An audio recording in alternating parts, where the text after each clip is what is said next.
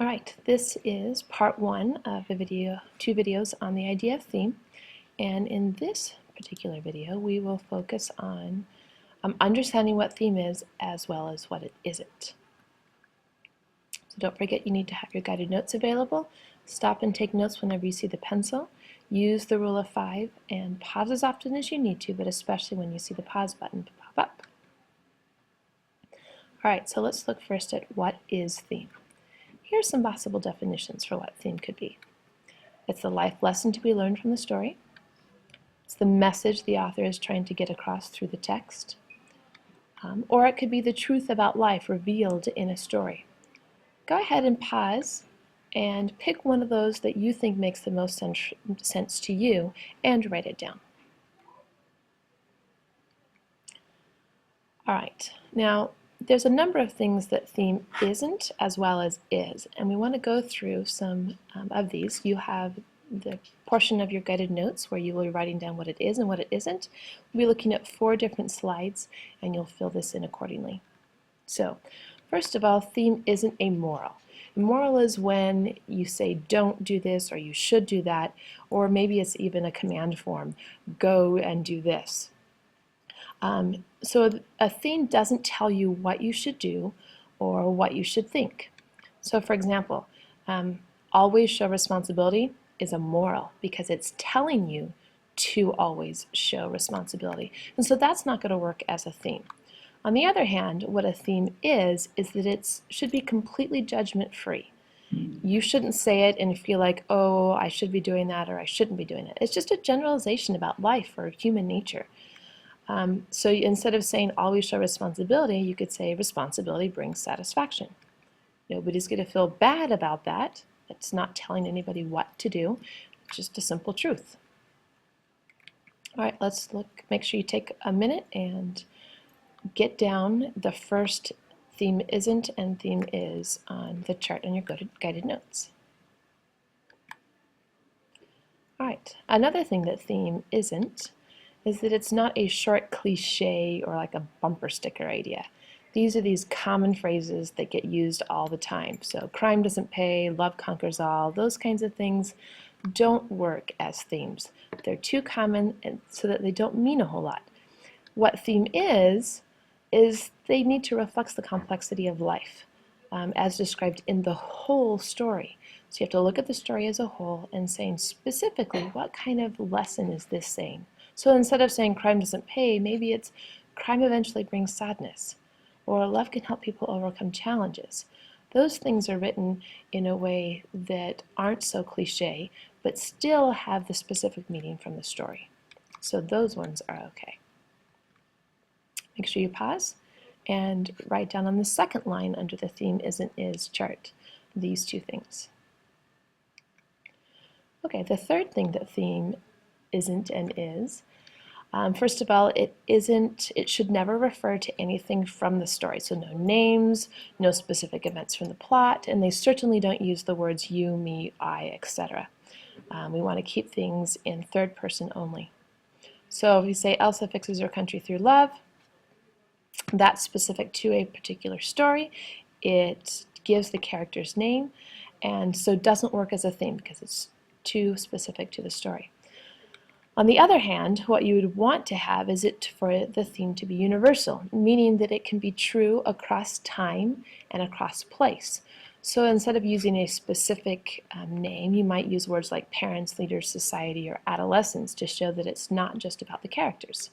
Okay? So love can turn a bad situation into something good, or a country's leader can use love to change bad situations into good. There, it's more general, universal, and not specific to the story. Okay. Pause and make sure that gets written down on the third line of your theme isn't is chart.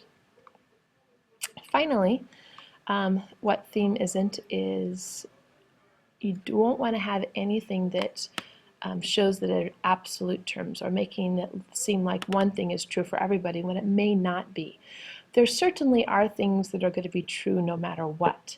However, not all. You have to be careful not to write it as if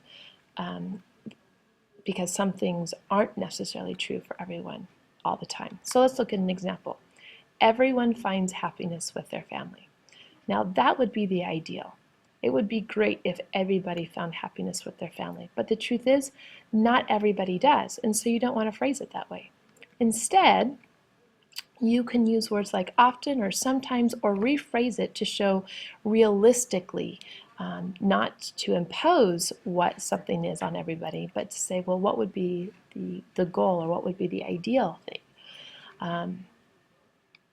So for example, here, instead of saying everyone finds happiness with their families, we can say families can bring happiness, because that is true. Family can bring us a lot of happiness. Unfortunately, it's just not true for everybody, but the way it's phrased works as a theme, because it doesn't say that everybody has to experience happiness in family life. All right, pause and make sure you have this written down in the fourth line of your theme is an is chart. Okay, then we want to make sure that we understand the difference between the subject of the story versus the theme of the story. Subject is going to be a general topic. It's going to be a word or a phrase that the story certainly addresses, but is not necessarily the theme or the message. But often the theme is a statement about that subject. Let's look at an example. Let's say we take the subject of love. Lots of stories, lots of movies, poems, books, songs address the subject of love, but they don't all say the same thing about love. And so it's the subject of love is not the theme. The theme could be something like love makes it easier to be successful, or something like that. That's going to be something that works. So pause and make sure you get your definition for subject down on your notes. All right, let's look very quickly at a case study of the Hunger Games to see the difference between subjects and themes. So the Hunger Games story, some of the subjects that come up are the idea of a dystopian society, government control and corruption, and overcoming challenges. And so the story does address those issues and ideas. However, those aren't the messages of the story. So instead of dystopian society, we would write down as the theme is making a society better may require struggle and sacrifice. Okay, so now we're actually talking about what the message might be and not just what it's about. Government control and corruption becomes lots of power leads to lots of corruption. So that's saying something about about the subject. And finally, overcoming challenges. If we were to come up with a possible theme for Hunger Games based on that subject, we might say, working together increases the chances of overcoming challenges. So again, not the subject, but a statement about the subject. Okay, let's give you a chance to review that. So we've talked a lot about what it is and what it isn't. So let's take the Hunger Games again and look over these three themes and decide why would they not be themes for the Hunger Games. And you need to write down below in your guided notes why each one is not. So I will read them out loud and give you a time pause so that you can write down why they would not be themes. So number one, a bow and arrow will help you survive the Hunger Games. 2, if you try to take on a corrupt government, you and those you love could end up being in terrible danger. And 3, splitting the country into districts would never work. Okay, pause and write down why those would not be themes for the Hunger Games. Okay, let's look at each one individually now that you have that written down. The first one isn't going to work because it's too specific. It mentions the Hunger Games, it mentions the bow and arrow. Lots of people could overcome something that doesn't require a bow and arrow, and it may not be the Hunger Games, and so this isn't going to work. It's too specific to the story. The second one, first of all, it uses the word you and is a little bit too long and is trying to describe the story without saying any names. That's something you want to be aware of too. The themes usually are going to be fairly short, and you're not going to use the word you. The third one doesn't work because it's too specific to something that is happening or happened in the story. In the story of the Hunger Games, they did split the country into districts. Well, that's too specific to the story, and so wouldn't apply. None of these are going to apply very well to another story, and themes always should be able to apply to another story, even if they don't.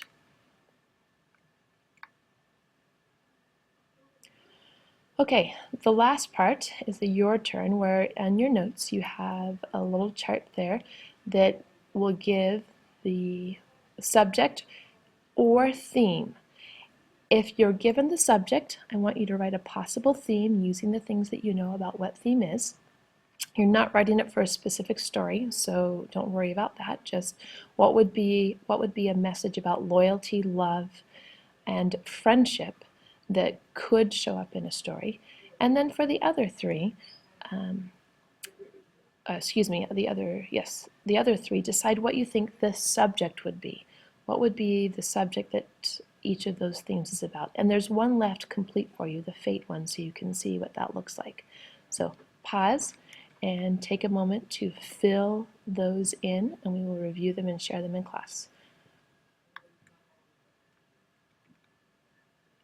All right, now that you have all those done, you need to make sure that you fill out the summary on your notes as well as the hot question. Make sure your notes are otherwise complete and turn them into Schoology before you come to class. That's important. It needs to be done before school starts, the day that it's due, in order to be considered on time. If you are doing it on paper copy, then make sure you take a good quality picture, make sure that it's clear and easy to read, and make it as large as you can in Notability before uploading it to Schoology. All right, that's all, folks.